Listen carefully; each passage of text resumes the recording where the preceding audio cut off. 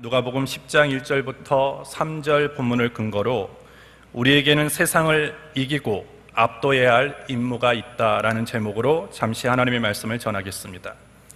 오늘 본문은 예수님께서 제자들을 두 번째 파송하시는 장면입니다. 첫 번째 파송 장면은 누가복음 9장에 기록되어 있고요.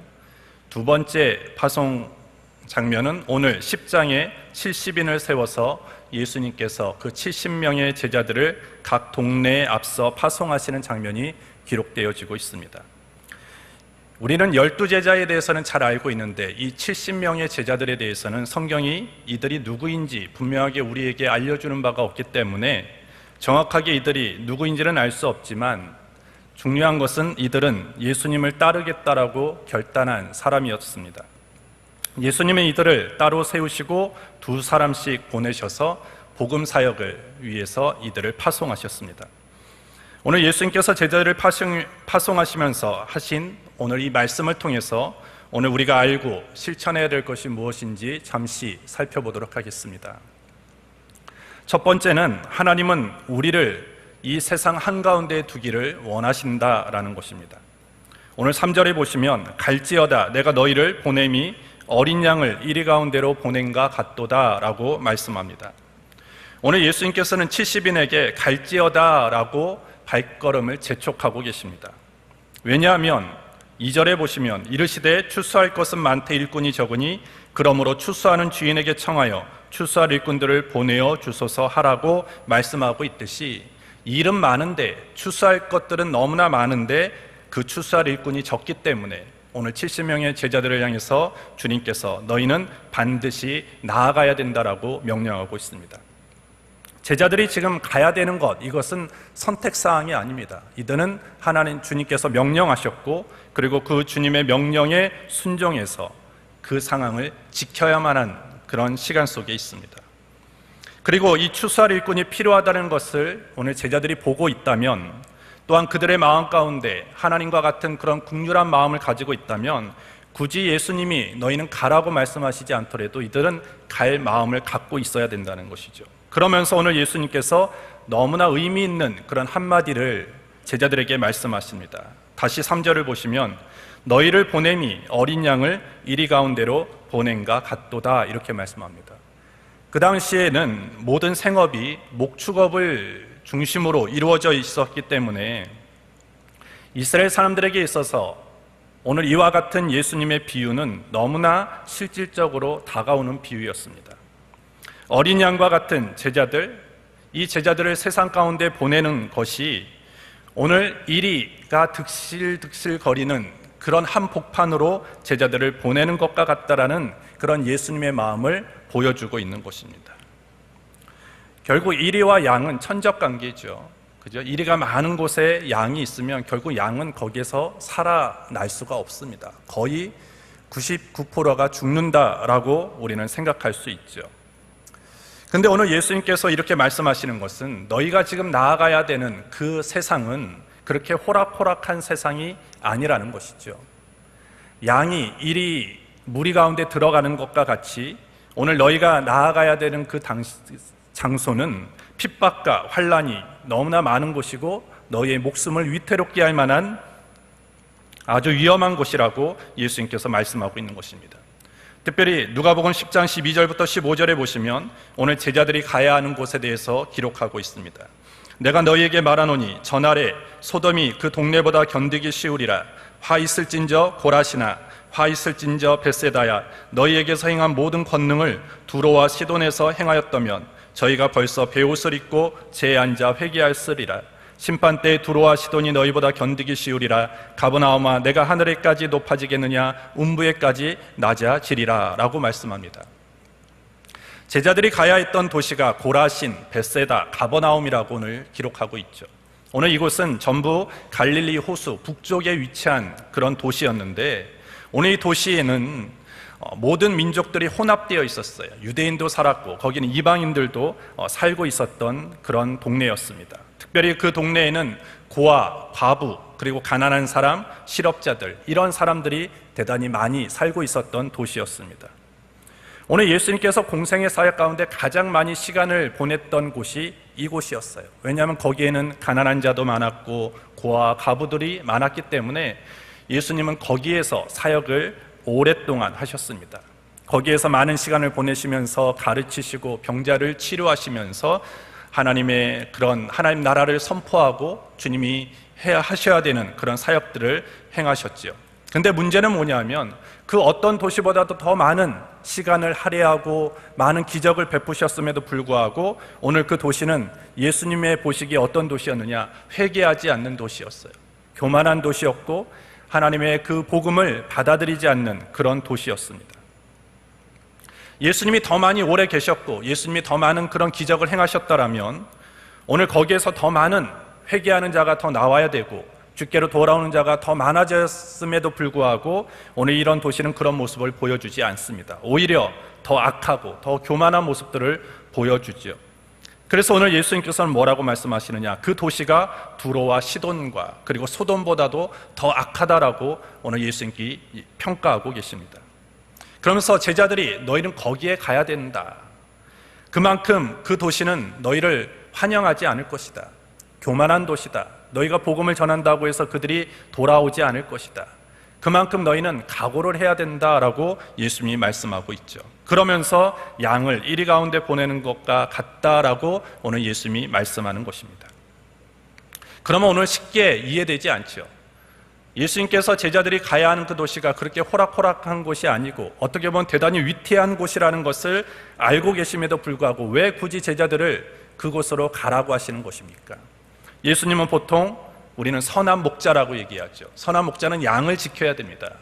양이 잘 지내도록 해야 되는 의무가 목자에게 있는데도 불구하고 오늘 예수님은 제자들을 그런 목숨이 위태하고 핍박과 박해가 있는 그런 위험이 도사리고 있는 곳으로 가라고 하시는 것입니다.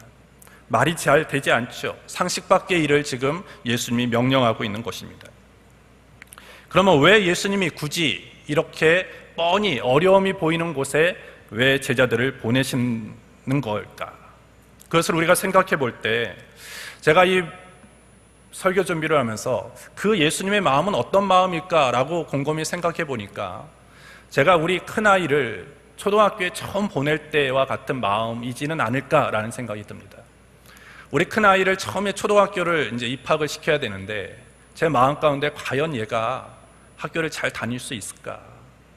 친구를 잘 사귈 수 있을까? 수업을 잘 따라갈 수 있을까라는 여러 가지 그런 많은 걱정과 안타까움이 있었어요.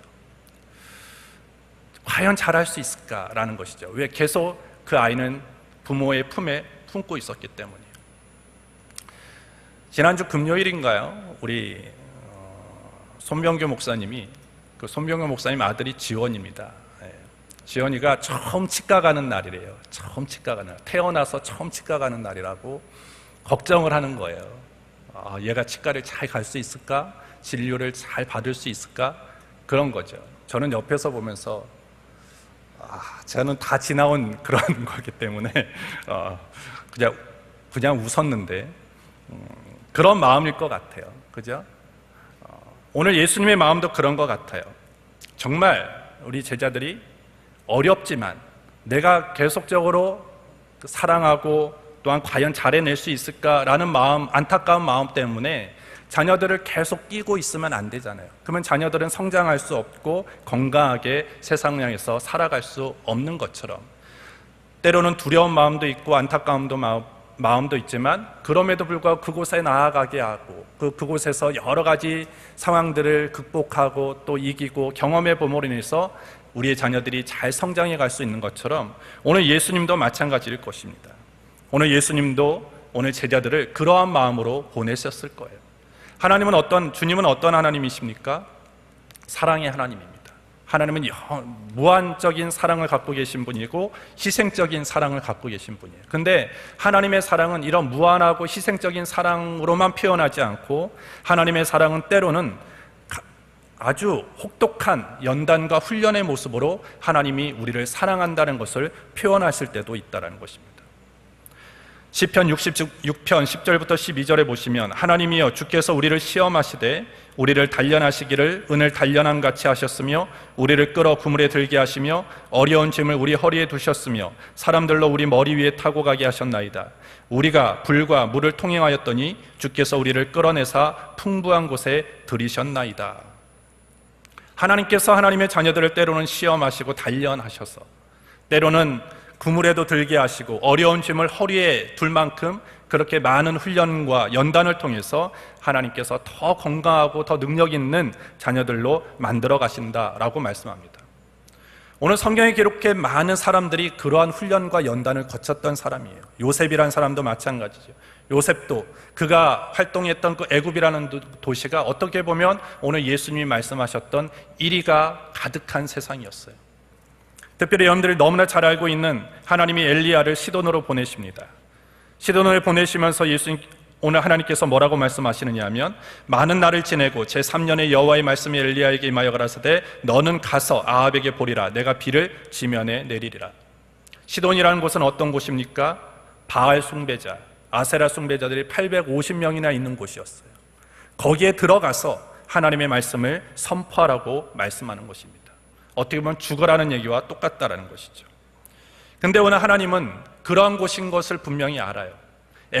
요셉이 가야 할 곳이 쉽지 않은 곳이라는 걸 알고 엘리야가 가는 곳이 많은 우상 숭배자들이 있고 정말 외롭고 고독한 곳이라는 것을 알매도 불구하고 그곳으로 가라고 말씀하시는 것입니다.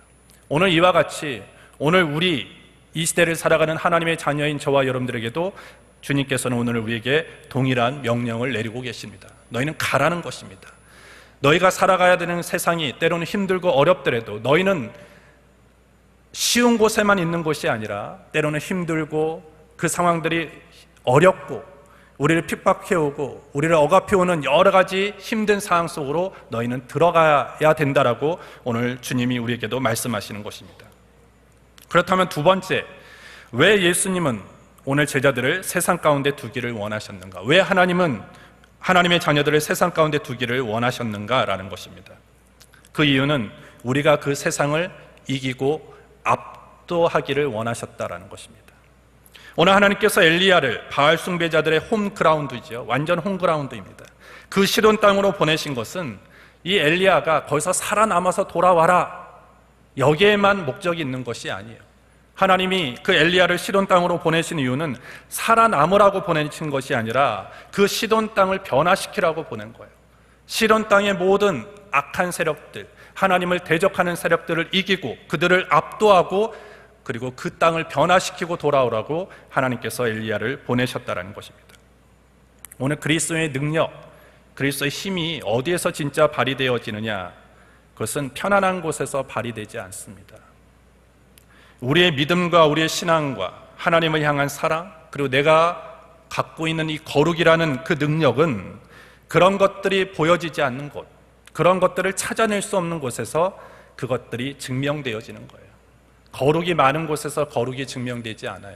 거룩을 찾아볼 수 없는 곳에서 거룩의 능력을 발휘해야 되는 거예요. 믿음과 신앙이 없는 곳에서 우리의 믿음과 신앙이 진짜인 것을 증명하고 살아가야 된다는 것입니다. 오늘 많은 사람들이 한국교회를 바라보면서 걱정을 합니다. 교회 안에 있는 사람들은 교회가 성장하지 않는다, 교회가 이제는 성장이 멈췄다라는 것을 걱정합니다. 그리고 그리스도인이 아닌 비그리스도인들은 무엇을 걱정하느냐 하면 교회 안에 있는 많은 사람들이 그리스도를 닮지 않은 것에 대해서 지금 걱정하고 있습니다. 오늘 토저가 이런 얘기를 했어요. 오늘날 대부분의 그리스도인들은 그리스도를 닮지 않았다, 이런 얘기를 했습니다. 오늘 왜 이런 얘기를 들어야 됩니까? 왜 세상으로부터 이런 걱정, 교회가 이런 걱정거리가 되어지고 왜 성도들이 이런 걱정거리가 되어져야 됩니까? 그것은 이런 위기는 복음 때문이 아니에요. 복음의 능력이 없어서가 아니라 우리 그리스도인들이 세상 가운데 진정한 능력과 거룩과 믿음을 증명하지 못했기 때문이다라는 것입니다. 오늘 하나님께서 우리를 왜 이곳으로 보내셨고 왜 우리를 세상 한가운데로 보내셨느냐? 그 이유가 여기에 있다는 것이죠. 세상을 압도하라는 것입니다. 세상을 이기라는 것입니다. 세상 한가운데에서 걸어가면서 겨우겨우 버티고 견디는 데 머문 것이 아니라 살아가는 그 현장을 바꾸고 그 살아가는 현장을 이기고 그 상황들을 압도하라고 오늘 주님이 우리를 부르셨고 우리를 세상 가운데 보내셨다라는 것입니다. 오늘 우리가 살아가는 세상이 얼마나 악합니다. 점점 악해져 가고 있어요. 물질주의, 세속주의, 쾌락주의, 무신론, 과학주의, 그리고 인권으로 포장되어진 여러 가지 동성애, 이런 문제들이 우리 앞에 계속 공격해 오고 있습니다. 이런 세상의 문화들이 우리 앞에 더 가까이 오고 있는 이 상황 속에서 때로는 그런 문화들이 교회 안으로 들어와 있습니다. 이와 같은 세상을 살아가는 우리가 어떤 자세로 살아가야 되느냐라는 것이죠. 먼저는 우리는 내가 지금 일이 한가운데 있다라는 생각을 절대 잊어서는 안 돼요. 우리가 살아가는 이 세상이 그냥 양이 많은 곳이라고 생각하면 안 됩니다. 우리를 죽이려고, 우리를 넘어뜨리려고 틈을 보고 있는 그런 이리들이 너무나 많은 세상에 내가 서 있다라는 것을 절대 잊으면 안 되고, 그리고 그 속에서 우리는 거기서 버티고 견디는 것이 아니라 그 이리를 이기고 그 상황들을 압도하고 그 상황을 변화시킬 수 있는 자여야만 한다고 오늘 주님이 우리에게 명령하셨고, 우리는 그러한 삶을 살아내야 된다는 것입니다. 베드로전서 5장 8절부터 9절에 보시면, 근신하라 깨어라, 너희 대적 마귀가 우는 사자같이 두루 다니며 삼킬 자를 찾나니 너희는 믿음을 굳게 하여 저를 대적하라. 이는 세상에 있는 너희 형제들도 동일한 고난을 당하는 줄을 알미라. 마귀가 우리를 넘어뜨리려고 합니다. 세속주의로, 물질주의로, 여러 가지 세상의 물질 만능주의로, 이런 여러 가지 사조를 가지고 우리를 넘어뜨리려고 하죠. 이럴 때 우리가 깨어있지 아니하면 우리는 그 대적 앞에 넘어질 수밖에 없고, 우리는 쓰러질 수밖에 없고, 거기에 먹힐 수밖에 없게 되어지는 것입니다. 그렇다면 오늘 이와 같은 악한 세상, 그리고 여러 가지 우리를 유혹하고 우리를 시험에 빠뜨리고 우리를 공경 가운데 빠뜨릴 수 있는 이러한 것들이 너무나 많은 세상을 우리가 이기고 압도하기 위해서는 어떻게 해야 되느냐? 대책이 있어야 된다는 것이죠. 여러분들이 이 세상에 대책 없이 살아가는 사람들이 너무나 많죠. 그런데 오늘 우리는 세상을 압도하고 이기기 위해서는 분명한 대책을 가지고 있어야 되는 거예요. 대책 없이 세상으로 나아가면 너무나 위험한 거예요. 죽으러 가는 것과 같습니다. 오늘 예수님께서 제자들을 세상을 이기고 압도하라고 파송하시면서 예수님께서 그 비책과 대책을 이 제자들에게 가르쳐 주시는데, 그 대책이 뭐냐면 기도인 것입니다. 누가복음 10장에서는 파송의 장면이 나오고요, 그 다음 장 누가복음 11장은 어떤 내용이 나오냐면 주기도문과 강청하는 친구에 대한 기도의 비유가 나옵니다. 오늘 예수님께서 우리가 세상을 이기고 압도하기 위해서 우리가 꼭 갖고 있어야 되는 대책이 뭐냐면 기도 대책이라는 거예요. 그리고 이것을 다른 말로 하면 무릎 대책이라고 얘기할 수 있습니다. 오늘 이 비책을 우리가 갖고 있지 않으면 우리는 세상으로 나아가서 우리는 견디지도 못해요. 우리는 그냥 쓰러지고 넘어질 수밖에 없는 것이죠. 에베소서 6장에 보시면 전신갑주를 취하라고 말합니다. 10절부터 17절까지는 전신갑주의 무기에 대해서 하나하나 상세하게 가르쳐 주고 있는데, 이 16장까지의 전신갑주의 무기들을 다 설명한 다음에 17절에 어떤 구절이 나오냐면 이렇게 얘기합니다. 모든 기도와 간구로 하되 무시로 성령 안에서 기도하고 이를 위하여 깨어 구하기를 항상 힘쓰며 여러 성도를 위하여 구하고, 이렇게 말합니다. 뒤에 어떤 내용이 나옵니까? 기도의 내용이 나옵니다. 성령의 전신갑주도 그 무기와 그 방패와 그 모든 갑옷이 제때제때 작동하기 위해서는 뭐가 있어야 되느냐 하면 기도가 있어야 된다는 거예요. 기도하지 않고 전신갑주만 취한다고 해서 이기지 않습니다. 성령의 검을 잘 휘둘리기 위해서는 우리에게 기도가 있어야 돼요. 방패를 잘 막아내기 위해서는 기도로 준비해야 된다는 것입니다. 이와 같이 오늘 우리가 이 땅을 이기고 압도하기 위해서 가장 위대한 무기는 기도라는 것을 절대 잊으면 안 돼요. 우리는 여러분들이 신앙생활하고 교회 안에 있을 때 가장 많이 들어보는 얘기가 뭐냐면 기도하라는 것일 거예요. 기도하라는 것. 어떻게 보면 되게 잔소리 같고 또 기도 얘기하네 라고 얘기할 수 있지만, 왜 기도의 얘기를 계속 할 수밖에 없느냐 하면 기도가 우리 믿는 청년들, 믿는 성도들이 세상을 압도하고 이길 수 있는 유일한 비책이기 때문이에요. 유일한 대책이기 때문이다라는 것입니다. 근데 오늘 여러분들이 기도하십니까? 기도 잘 안 해요. 기도하지 않습니다. 사람들이 얘기를 하죠. 바빠서 기도하지 못한다라고 얘기해요. 피곤해서 기도하지 못한다라고 얘기를 합니다. 왜 우리에게 이러한 얘기가 나오는지 아세요? 기도는 해야 되는 것 같은데 왜 피곤에 밀리고 왜 여러 가지 바쁜 거에 기도가 밀리는 줄 아십니까? 기도를 유일하다고 생각하지 않기 때문이에요. 세상을 이기고 압도하는 유일한 대책이고 비책이다라고 우리가 생각하지 않기 때문에 기도가 계속 내 바쁨과 내 분주함 속에 뒤로 밀리는 거예요. 오늘 사단은 우리에게 기도하지 마라고 얘기하지 않아요. 기도가 중요하지 않다라고 얘기하지 않습니다. 기도는 중요해, 기도는 해, 이렇게 사단은 우리에게 속삭이죠. 근데 기도는 중요한 게 아니라 기도는 유일한 거예요.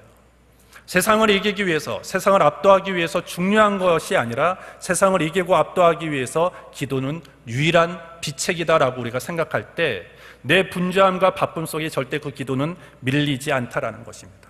어떻게 보면 중요하다, 유일하다, 비슷한 얘기인 것 같지만 이 약간의 차이가 결과를 크게 만들게 되어지는 것이죠. 따라서 오늘 여러분들의 사단의 속삭임에 여러분들이 속으면 안 돼요.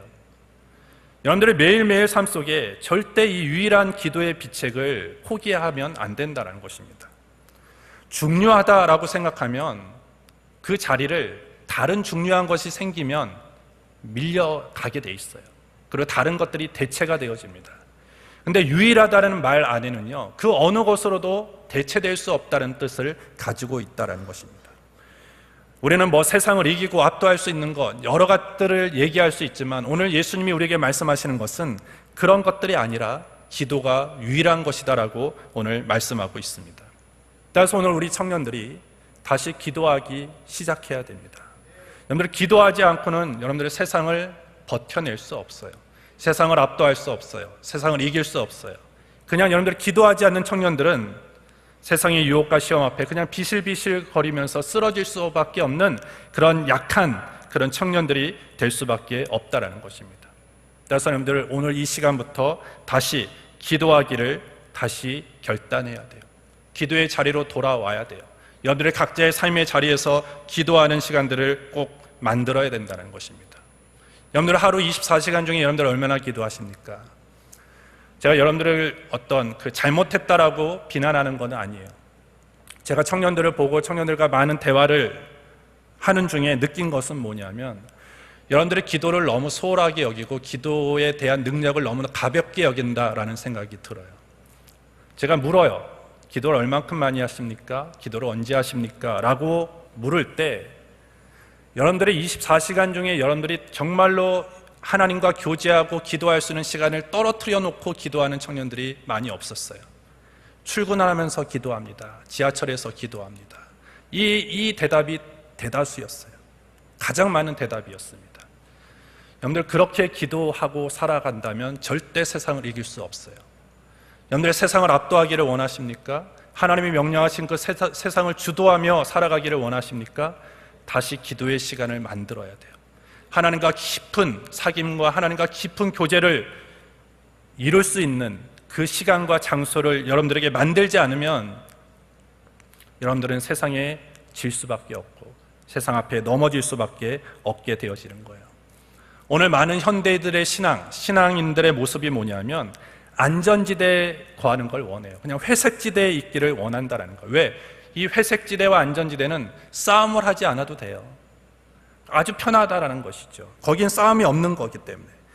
그러나 우리가 계속 영적인 회색지대에 머물면 우리는 약한 사람밖에 되지 않는 것이죠. 오늘 하나님께서 엘리야를 통해서 뭐라고 말씀하시느냐 하면 너희가 어느 때까지 두 사이에서 머뭇머뭇하려느냐 여호와가 만일 하나님이면 그를 쫓고 바알이 하나님이면 그를 쫓을지니라. 중간지대에 있지 말라는 것입니다. 하나님 편에 서라는 것이에요. 하나님 편에 서서 세상과 맞서 싸워야 된다라고 오늘 분명히 말씀해 주고 있는 것입니다. 여러분들 세상으로부터 오는 공격을 막아내고 세상과 싸워 승리하기 위해서 여러분들의 능력 있는 기도자가 되기를 주님의 이름으로 축복합니다. 그렇다면 능력 있는 기도를 하기 위해서는 어떻게 되느냐? 여러분들 많이 기도해야 돼요. 많이 기도해야 됩니다. 제가 우리 그 목자 양육을 할 때도 한번 얘기를 한 것 같은데, 제가 여러분들에게도 한번 질문을 해볼게요. 기도를 많이 하는 그 양적인 기도가 중요합니까? 아니면 양은 많이 이렇게 오랜 시간은 기도하지 않더라도 아주 뭐라 그러나요? 깊은 기도를 하는 게 중요합니까? 질 좋은 기도라고 해야 되나요? 어떤 게 좋은 것 같아요? 양으로 승부 걸어야 돼요? 질로 승부를 걸어야 돼요? 네? 네? 둘 다? 둘 다. 회색지대, 회색지대. 깊은 그런 기도를 해야 되지요. 근데 그 깊은 기도를 하기 위해서 선행돼야 될 것이 있는데, 그것이 뭐냐면 기도의 양이 뒷받침돼야 돼요. 양이 뒷받침되지 않으면 깊은 기도가 나올 수 없습니다. 여러분들 도자기를 구울 때도 마찬가지예요. 처음부터 완벽한 작품이 나오지 않아요. 수많은 실패작을 겪으면서 또 깨트리고 또 깨트리면서 많은 양을 만들어 봤을 때 거기에 아주 값진 그런 도자기가 탄생되어지는 것처럼 오늘 우리의 기도도 마찬가지죠. 평소에 기도 잘 안 해요. 짧은 기도만 해요. 하나님과 깊은 사귐의 기도를 안 한 채 내 삶의 진짜 어려움과 힘든 상황 속에서 능력 있는 기도가 나오느냐? 절대 나올 수 없어요. 평소에 기도의 양이 준비되어지고 평소에 기도의 양이 되었을 때 능력 있는 기도도 나오고 깊은 그런 친밀한 기도도 나오게 되어지는 것입니다. 따라서 오늘 여러분들 다시 한번 저도 마찬가지고 우리 모든 청년들이 오늘 이 시간에 결단하기를 주님의 이름으로 축복하는데, 기도는 내 인생의 유일한 것이다 라고 여러분들이 다짐해야 됩니다. 그 기도는 어떤 것으로도 대체하지 않고 나는 끝까지 기도의 자리와 시간을 어떤 분주함과 바쁨 속에서도 어떤 중요한 일이 있더라도 나는 이 시간을 포기하지 않겠다라는 그런 결단을 하는 저와 여러분들이 되기를 예수님을 축복합니다. 그런다면 오늘 우리는 세상으로 들어간다 할지라도 두려워할 필요가 없어요. 우리를 넘어뜨리고자 하는 이리와 같은 많은 악한 세력이 있는 이 세상 가운데 우리가 들어간다 할지라도 우리는 겁낼 것 없다라는 것입니다. 왜? 우리는 준비가 됐기 때문에, 대책을 우리는 준비했기 때문이다라는 것입니다. 따라서 오늘 우리 인천 수목의 모든 청년들은 세상 속에서 비실비실거리며 살아가는 청년이 되지 않았으면 좋겠어요. 세상 힘 앞에 겨우 버티고 겨우 견디는 자가 아니라 세상을 압도하고 세상을 이기고 세상의 영향을 받으면서 살아가는 존재가 아니라 세상을 바꾸면서 살아갈 수 있는 청년들이 되기를 예수님 이름으로 축복합니다. 그러할 때 하나님은 그런 결단이 있고 그런 기도로 우리가 준비하며 나아갈 때 분명히 하나님은 여러분들을 사용하실 것입니다. 여러분들이 있는 그 자리, 가정, 그리고 여러분들이 있는 그 직장, 여러분들이 있는 그 모든 삶의 공동체 속에 하나님이 계획하신 일들을 여러분들을 통해서 이루게 될 줄 믿습니다. 따라서 여러분들, 우리 청년들 다시 기도의 불을 붙이셔야 돼요. 기도의 그런 불을 다시 일으키셔야 됩니다. 오늘 우리 대학 청년부 안에서도 다시 기도의 불이 일어나야 되는 거예요. 다시 기도의 불이 불타오를 때 오늘 이곳을 통해서 하나님의 놀라운 그런 위대한 역사가 이루어지게 될 줄 믿습니다. 그래서 우리는 다시 한번 세상을 압도하고 세상을 이기는 그런 주의 청년들이 될 수 있도록 우리가 함께 격려하면서 함께 도전해 나가기를 주님의 이름으로 축복합니다. 기도하겠습니다. 하나님 아버지 감사합니다. 오늘도 우리를 사랑하셔서 이 자리로 우리를 불러주시고 하나님을 예배할 수 있도록 은혜를 베풀어 주신 것 감사합니다. 날마다 우리가 살아가야 되는 이 세상, 너무나 악한 세상입니다. 물질과 세속과 쾌락과 여러 가지 인권을 포장되어지는 여러 가지 악한 모습들이 우리 앞에 다가오고 있습니다. 또한 우리는 그 한가운데 서 있습니다. 그러할 때 하나님, 우리가 근신해야 되고 깨어 있어야 되고 또 기도로 무장해야 합니다. 다시 한번 우리가 믿음으로 결단하오니 성령님 우리와 함께하여 주셔서 다시 기도의 자리로 오게 하여 주시고 기도의 불을 지피게 하여 주시고 다시 기도로서 세상을 이기고 압도해 나갈 수 있는 우리 청년들 되게 하여 주시옵소서. 세상 속에 쓰러지고 넘어지고 겨우겨우 버티며 살아가는 청년들 되지 않게 하시고 세상을 이끌어가고 세상을 선한 영향력으로 주도해 나갈 수 있는 우리 모든 인천 수목교회 청년들 되어지게 하여 주시옵소서. 예수님의 이름으로 기도합니다. 아멘.